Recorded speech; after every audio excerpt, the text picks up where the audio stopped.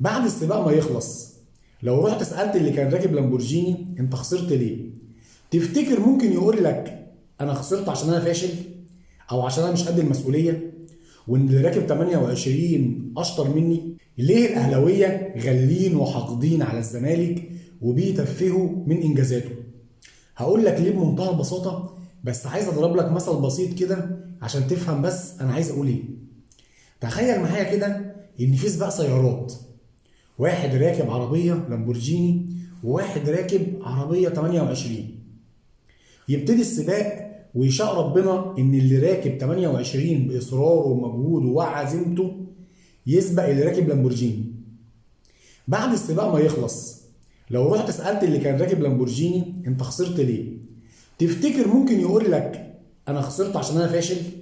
او عشان انا مش قد المسؤولية؟ وان اللي راكب 28 اشطر مني وكان عنده عزيمه واصرار وهدف عايز يوصل له ووصل له؟ مش ممكن يقول لك كده. هيقعد يطلع مبررات وهيجادلك، يعني مثلا ممكن يقول لك السباق مكسب وخساره، ما انا مش هكسب على طول. او ممكن يقول لك طبيعي جدا هو راكب عربيه وانا راكب عربيه وكسب، مفيش مشاكل. بالظبط هو ده اللي حاصل مع الاهلاويه دلوقتي. هيموتوا بغيظهم، بينهم وبين نفسهم هيتشلوا. ازاي الزمالك بيعمل كل دوت وبيعمل الانجازات اللي انا بعملها بدون مساعدات وبدون فلوس وبدون دعم وبدون مسانده من اي حد؟ ازاي؟ هيتجننوا. بس لما تيجي تسال واحد منهم مش ممكن يقول لك الحقيقه.